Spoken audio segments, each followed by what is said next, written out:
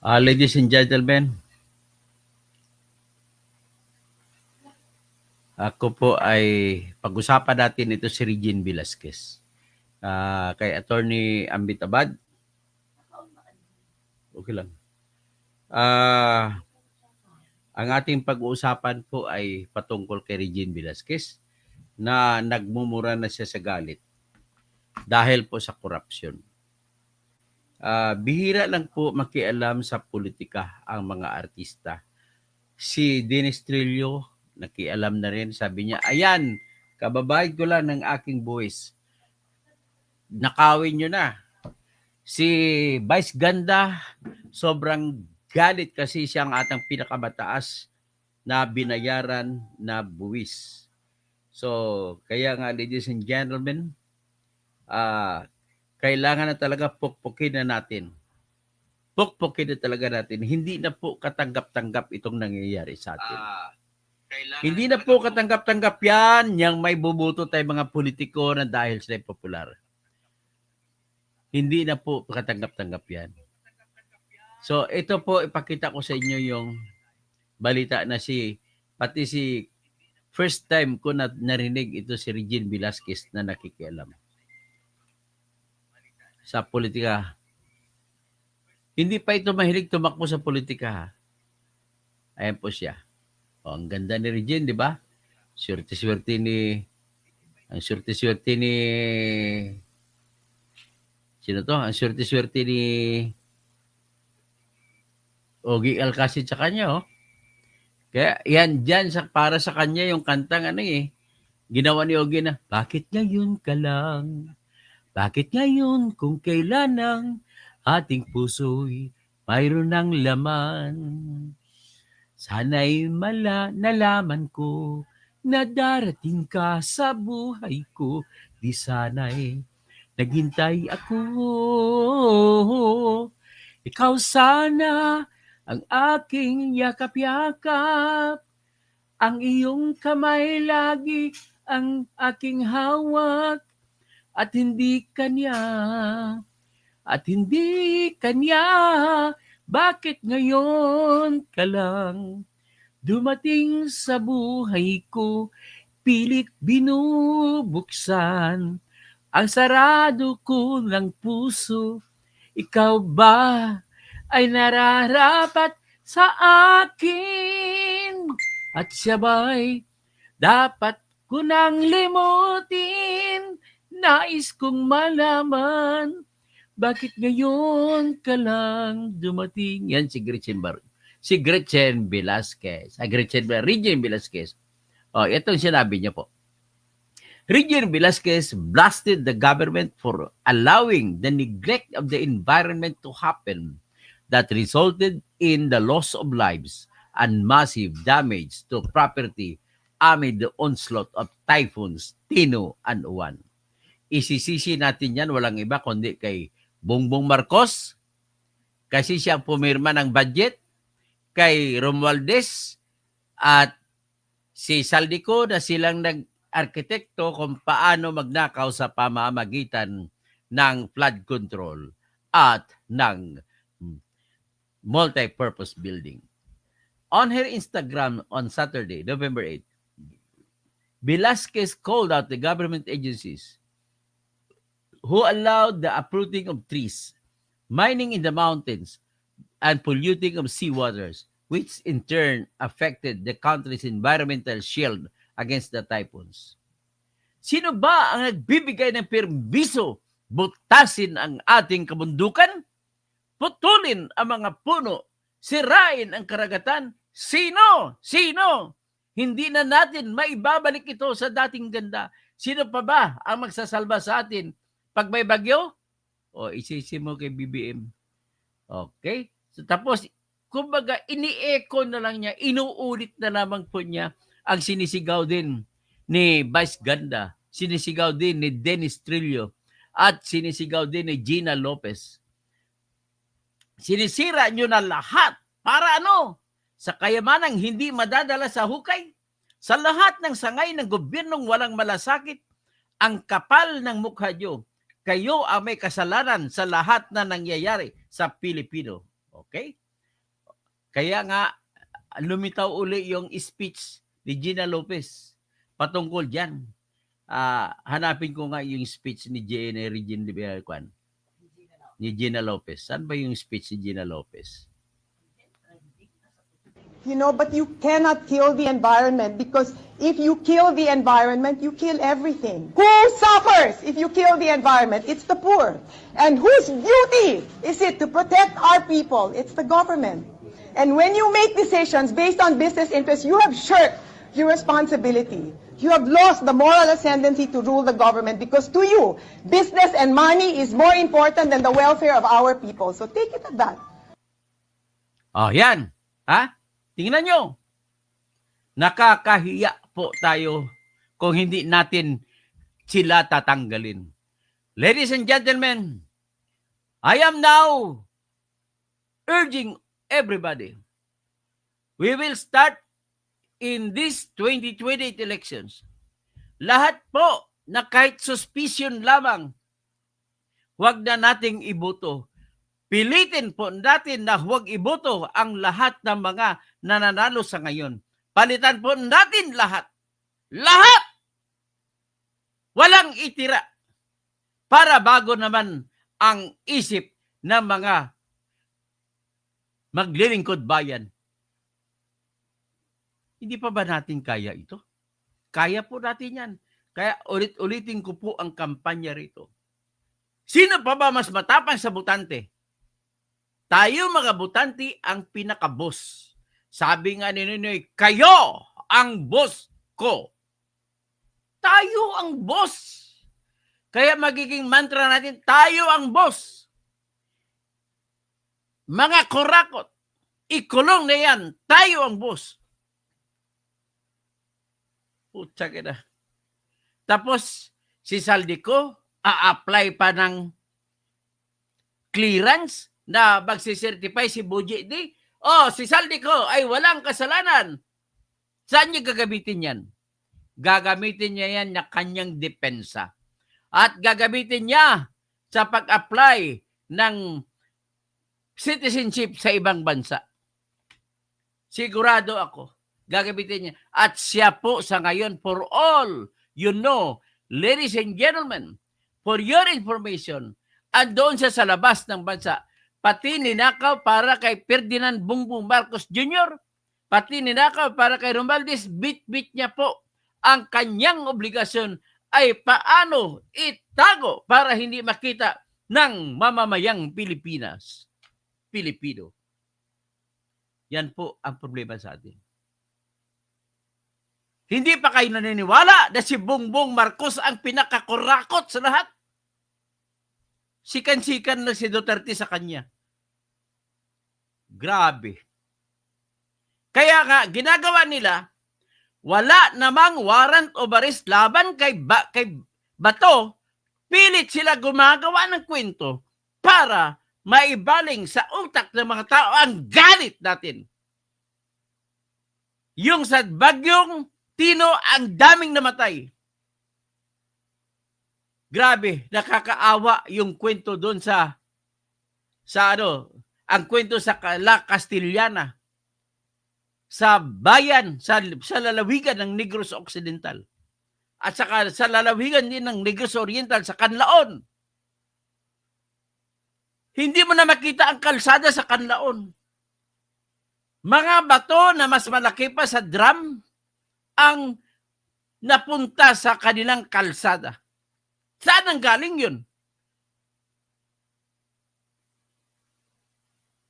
Sa totoo lang, kahit sinong Pilipino ay hindi makukulong kung papatay sila ng politiko. Bakit? Justified po ang pagpatay sa politiko sa ngayon. Kasi kayo ang gumagawa ng batas na yan. Grabe kayo. Kaya kung makita niyo si Edwin Guardiola, patayin niyo na. Ako tutulong magdepensa sa inyo. Grabe. Lahat po ng mga magnanakaw, patayin nyo na. Pag makita nyo si Saldico, patayin nyo na. Si Romualdez, pag makita nyo, patayin nyo na. Diyos ko, patayin nyo na sila lahat. Pati si Bongbong Marcos. pinakamalaking kawatan, trilyon kung magnakaw. Si Duterte, bilyon lang. 14 billion sa Parmali. Tapos si Sara, kung magnakaw, 625 billion lang sa confidential fund. Si Bongbong Marcos, sa confidential fund niya na 4 billion 625 million ang ninakaw niya sa taon-taon mula ng 20, 22, 23, 24, 25. Grabe kayo. Papayag na lang ba tayo na ganito? Ladies and gentlemen, kung mabuhay ka pa sa ngayon, kung may lindol, kung may baha, alaswerte na lang. Nakakaawa yung kwento nung babae na siya lang isa natira. Ang kanyang asawa, patay. 2 anak niya, patay. Nanay niya, patay. Tatay niya, patay. Ito po yung kwento ng isang babae doon sa bayan ng Liloan, Cebu. Paano kasi? Nung rumaragasa ang tubig galing sa bundok, mula pa 100 kilometers away sa gitna sa bundok ng Cebu, bumabagsak ang tubig, rumaragasa papunta sa Liloan. Pagdating sa Liloan, ginawa ni Prasco na congressman, hinarangan, gumawa ng bagong ilog. Natural na puno ang tubig doon at umapaw sa mga bahay, kaya marami pong namatay. Biglaan ang dating ng tubig. Grabe kayo. Hindi na po, wala na po tayo nito. Hindi na po natin matitiis ito. Ako, hindi ko na matitiis yung ganun. Grabe na pagnanakaw. Tapos, ang mangyari po, namimigay sila ng pera doing eleksyon. Akalain mo ngayon, wala silang naibibigay. Puro pangako. Puro pangako ang sinasabi ni BBM.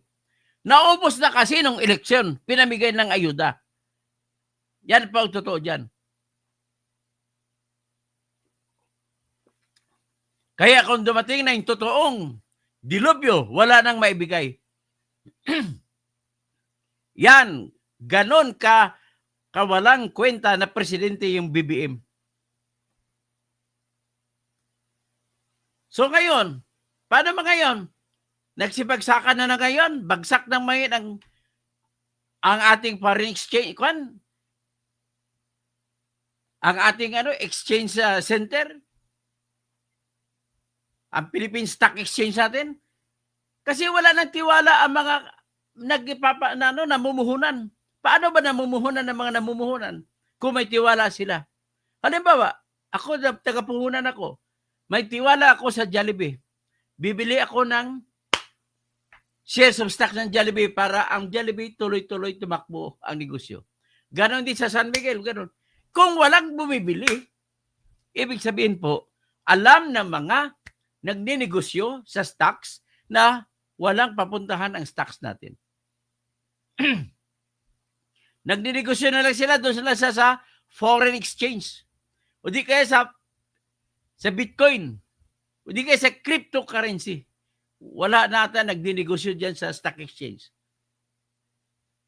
Ang stock exchange po ng bawat bansa ay itinanim po yan, ginawa po yan para makalikom ng pundo ang mga lokal na kumpanya na sumasali sa stock exchange. Paano sila makalikom ngayon ng kapital para ipagpatuloy ang mga malalaking proyekto nila kung kukonti lamang bumibili ng stocks nila?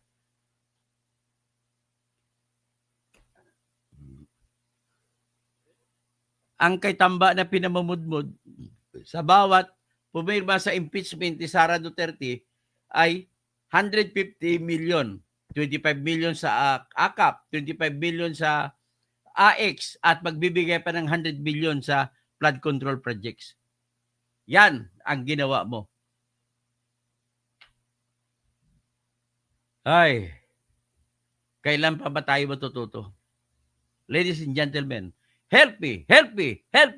Itanim natin sa utak natin na kahit kamag-anak pa natin ang nakaupo na bilang mayor, huwag na nating iboto. Mas iboto pa natin ang mga bago pagdating sa 2028. Yan ang po pakiusap ko para masubukan naman natin ang bago. Ay, Argo, mag-shoutout na lang ako. Bergie Piquero, hello po. Nick Reyes, watching po, Attorney Causing. Milagros Alcober, Duterte, Dolomite na pinagkapirahan. Kukunti lang po yung Dolomite, pero galit na galit ako dyan sa Dolomite na yan. Kasi si Benny Antiporda ang kumita dyan. Si Benny Antiporda na nilagay pa siya dyan sa undersecretary sa garbage, sa DNR. Helen Bagyo, Bergie Piquero, palitan lahat government officials. Lahat palitan sa 2028. Kahit kamag-anak natin, kahit kapatid natin ang official, palitan natin. Mary Rose, contractor Edwin Gardiola po ay kalingkingan lang ang property ni Diskaya. Napakalaki yan. Bibirahin natin si Diskaya, si Gardiola. So, Bergie Piquero, Mastermind hanggang Lady Channel. O, hanapin kayo natin. Ipasegue natin kayo kay Gardiola.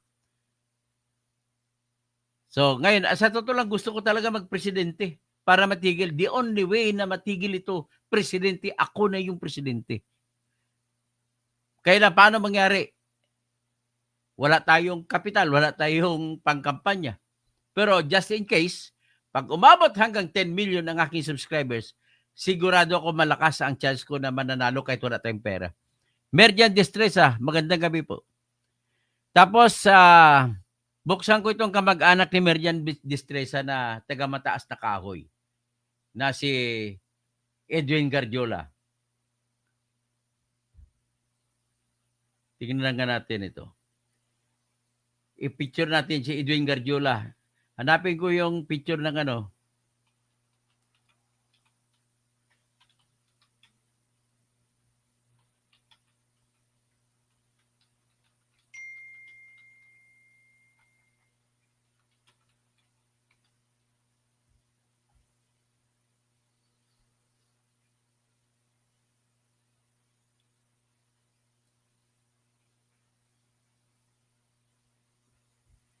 Ito, nagbebenta pala ng mga proyekto ito.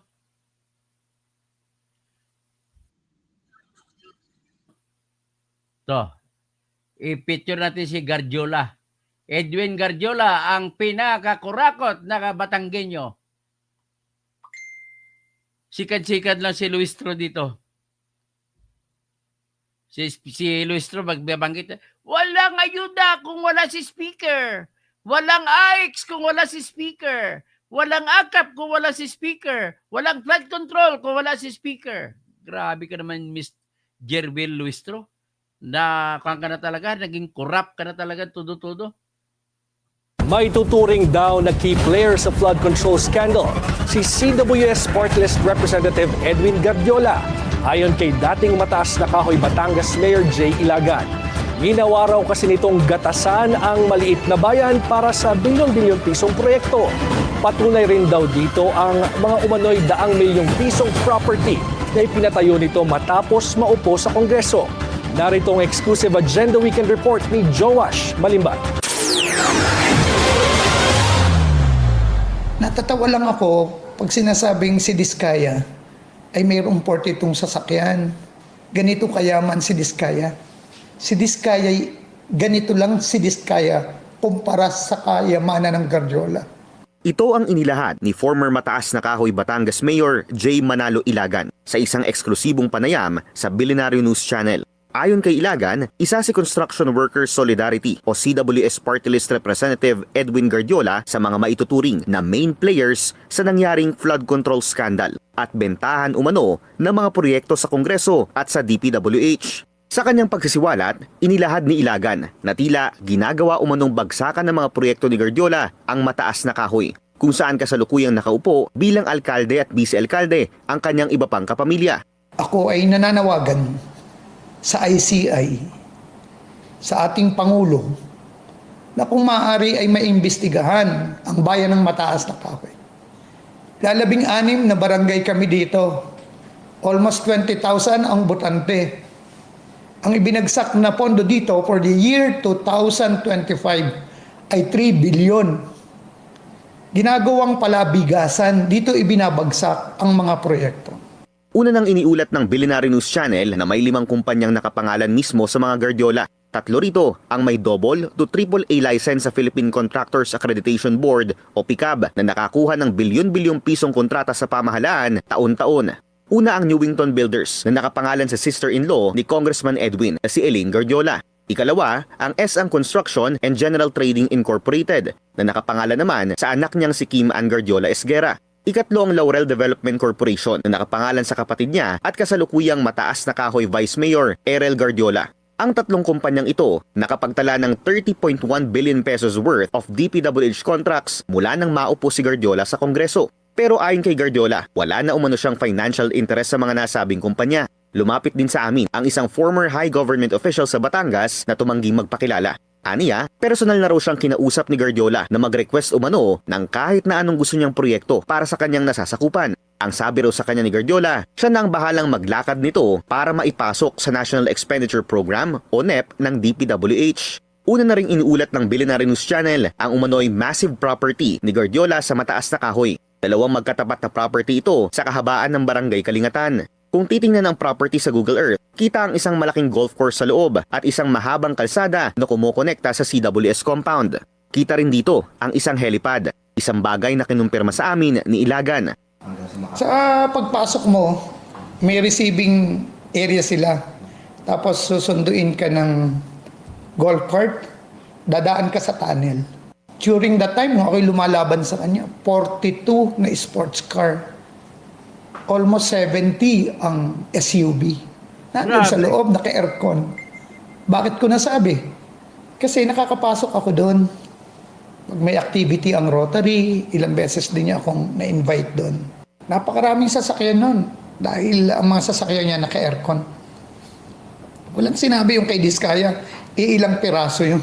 Mula na maupo si Guardiola sa Kongreso, kapansin-pansin din ang tila pagdami ng kanyang assets. 3 ang nakalap naming upcoming properties ng kongresista sa ilang pinaka-highly exclusive membership club sa bansa. Una na rito ang kanyang mahigit 3,000 square meter property umano sa Club Punta Fuego sa Nasugbu, Batangas. Ayon sa ilang realty sites, aabot sa 90,000 hanggang 130,000 pesos per square meter ang isang property sa lugar kung saan nakatirik ang umano'y bahay ng kongresista. Nakuha namin ang impormasyon sa ilang mga nagrereklamong residente sa lugar dahil sa pagsisira umano ng kanilang mga kalsada para sa power lines ng property ni Guardiola na hindi naman daw ginawa ng ibang mga residente sa lugar. Tanging si Guardiola at isang ultra-bilyonaryo homeowner sa Punta Fuego lamang daw ang gumawa nito. Malapalasyo ang itsura ng property mula sa labas na personal naming nabisita. Ayon pa sa mga residente, way above the residential scale ang electrical power setup ng property. Spotted kasi ang isang 300 kilovolt amperes na generator set nito. Ibig sabihin, mas mataas ng ilang libong porsyento ang ikokonsumo nitong kuryente kumpara sa isang middle income home na kumukonsumo lamang ng 8 to 12 kilovolt amperes. Ayon sa mga residente, bottleneck ang power source ng Punta Fuego na tila kinukulang nga rin daw minsan. Kaya mas malalang power outages daw ang inaasahan nila oras na matapos ang construction ng property. Bukod sa Punta Fuego, nagpadala rin sa amin ng mga litrato ang isang mapagkakatiwalaang source ng upcoming property umano ni Guardiola sa Malarayat Golf and Country Club. Isang property na inilarawan sa amin ni Mayor Ilagan na tila malamol ang laki.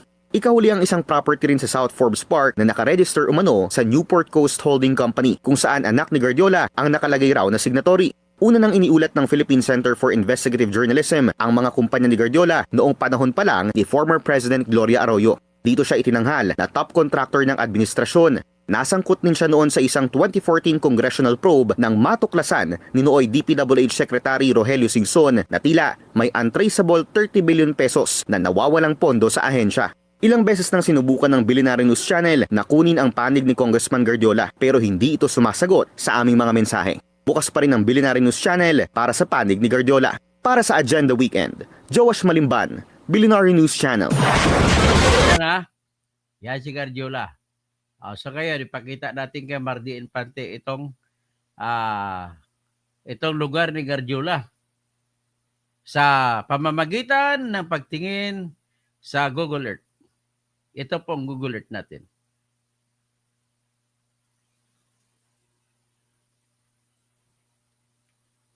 Ayan, ang Google Earth. Ha? Oh. Ito po yung may mga pula. Yan po yung kanyang ito yung kanyang lugar. Ha? Kita mo may golf course. O, Kalingatan, Barangay Hall, Kalingatan. O, ngayon, titignan natin. Ito. O, yan. Sa loob yan.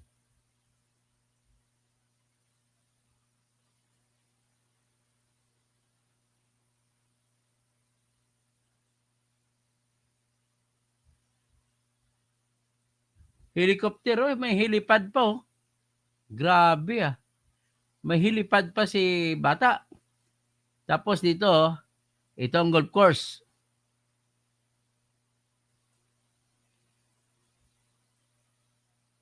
Itong golf course, ni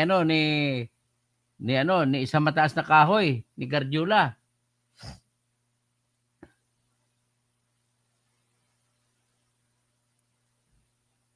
Magkabilaan ito, kabilang kalsada, ito yung kalsada. Ito may hangar. Ibig sabihin, hangar ay mga helicopter na dumadarating dyan.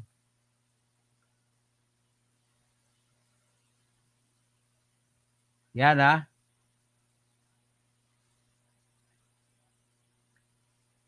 O yan, ang hangar niya. 3 helicopter magsabay, pwede. O yan, ang kalsada. Ito yung mansion niya sa kabila. Ang daming mga mansion ng mga Gardiola. Oh. Nagtabi-tabi. Yan, 1, 2, 3, 4, 5. Yan, ito mga mansion nila. Tapos dito sa kabila, golf course nila. Tingnan natin ang golf course. Ito po yung golf course nila.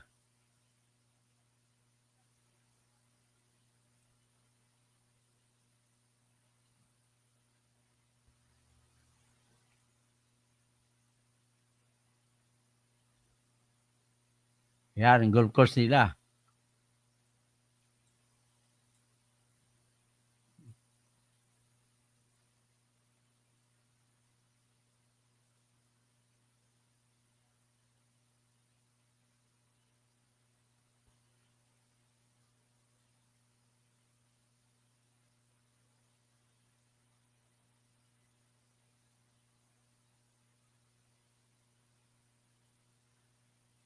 So, at least nakita nyo na. So, nakita nyo na kung gaano matinding itong si Guardiola. So, dyan lang muna tayo. Konda Alim, Sir Toto. Salam sa mga pagari, pakat, akan, CCE sa channel akan. Andrea Guico, watching from China. Slick Creek, matigi ka na sana. Congressman Guardiola hanggang 10th generation mo. Andrea Guico, Ben Reclamador, Marde, Indelibli Infante, gandahan mo naman boses mo pag nagsalita ka, masakit sa tinga. Marie Rose, BBS Las Vegas, paano ninyo mapapalitan ninyo mga politiko kapag nabigyan lang ng mga tao? Basta pilitin lang po natin, kahit nabigyan, iboto ang iba. Ikampanya natin, pipilitin natin, palakasin lang natin ang kampanya, maraming magbabago. Merdian Destresa, takbo po kayo 30 sa 2028. Virgil Piquero, Reserve Gold, binenta ni Bangag, 25 billion at 25 million metric tons ang binenta ni BBM na gold para naman ipantabo niya sa mga kulang-kulang na pundo para kunwari hindi na siya uutang. Virgil Piquero, Marirojas, tourism bagsak din po.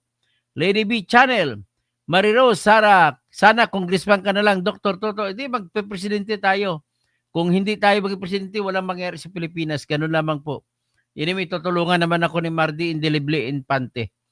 Tapos si Virgie Piquero, Helen Baguio, Milagros Alcover, Duterte, Dolomite.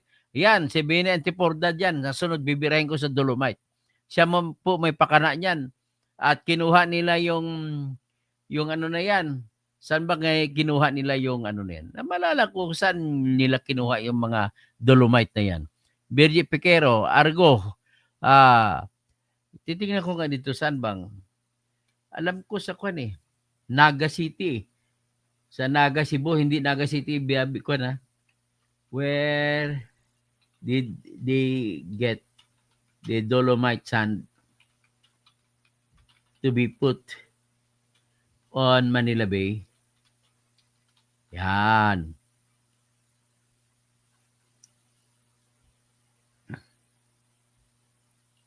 The dolomite sand used for the Manila Bay Rehabilitation Project came from Alcoy, Cebu. The Department of Environment and Natural Resources issued a permit in August 2020 to the Philippine Mining Service Corporation to transport crushed dolomite from Alcoy to Manila for the beach nourishment project along the Baywalk area. Key details: material crushed dolomite, calcium, magnesium carbonate, purpose to create an artificial beach as part of the Manila Bay Rehabilitation Program. Budget, around 28 million was allocated for dolomite procurement out of 389 million beach tourism project. Grabe 389 million ang beach tourism. Magkano kinita mo nito, Benny Antiporda? Kinasangkapan mo ba dyan sila ni Frank Simato? Pati si Bungo. Yan lang po ang aking tip sa inyo. Si Benny Antiporda po kumita dito. Bergie Piquero, Reserve Gold binenta ni Bangag. Yan. Sa worth 150 billion pesos po ang 25 tons na gold na binenta nila. Sa BBS Las Vegas, yan, sino pa bang iba? Kundalim, sige. Matan siran. Miyatay siran langon. Sige lang, basta bahala si Ala sa kanila. So, Glenn Mac, Dr. To, pwede ka ba Vice Presidente Inday Sara? Titingnan natin kung paano. Mary Jane Andrade, Conbanwa. Tapos, sige, ang tingin ko naman lahat ng MSU alumni tsaka PLM alumni tutulong sa akin. Kasi graduate po ako sa MSU Marawi as a scholar dyan sa Bachelor of Science in Civil Engineering. Graduate din ako sa College of Law ng Jurisprudence, Doctor of Jurisprudence sa Pamantasan ng Lungsod ng Maynila. Kaya doktor ako. At saka, siyempre, graduate ko, alumni din ako ng lahat ng pamilya ng dating kasapi sa Philippine Journalists Incorporated. Kasama ko yan si Margie Indelible Infante. So wala pong mangyari sa buhay natin kung hindi natin pipilitin ang pangarap na para sa atin.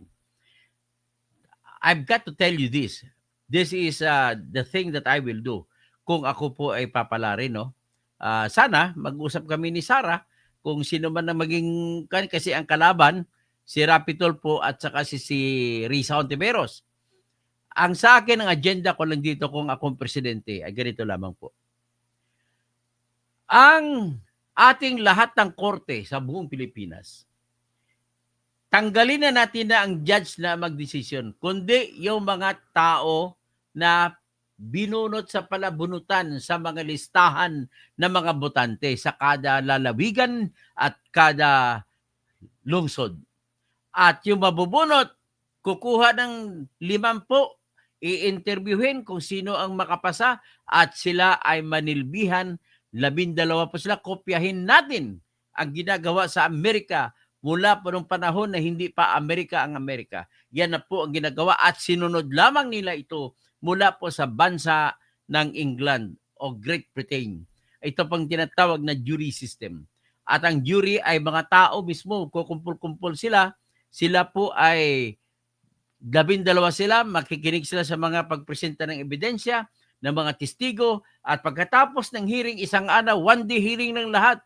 Sa one-day hearing ay desisyon na sila kagad, hindi sila pwedeng umuwi na walang desisyon. Kailangan magdesisyon para ubos ang lahat ng kaso.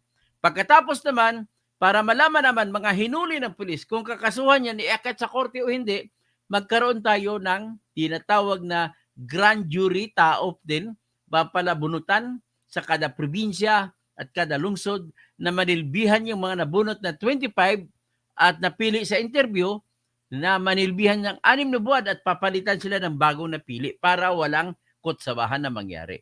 Pagkatapos, yung sa Office of the Ombudsman natin, kailangan tao na magdesisyon kung may kaso laban kay congressman, laban kay gobernador, laban kay mayor, at kung sino pa mga opisyal, mga tao na mismo magbuto-buto kung sila ay guilty o hindi. Yan po ang ating programa po. At maliban dyan sa economic agenda ko po pag ako'y presidente ay simple lang. Magpatayo ako ng factory ng solar power, solar panels, factory ng electric batteries, factory po ng electric vehicles, mga electric bikes, lahat electric. Kagaya sa Boracay, nung pumunta ako, puro mga trike doon, puro electric. Wala nang ginagamit doon ng mga motor na di gasolina. Nung huling punta ko sa Boracay, gano'n na puro electric na po. Mas matibay, mas malakas ang electric na mga trike pag umakit sa akyatin ng mga kalsada. At wala pang ingay narinig. At wala pang usok na lumalabas. So, ganun po ang aking plano pag ako po ay papalarin. Kaya, ladies and gentlemen, kung ma-share nyo ito at marami at dadami ang ating mga kasapi dito sa ating tinatawag na channel membership, pag umabot mo ito ng 10 million, malaki na pong chance natin mananalo. At kung meron pa ako sa Facebook, malaki na pong chance natin mananalo. Kaya na po ang aking masasabi at magandang gabi po mga bayan kong sinilangan.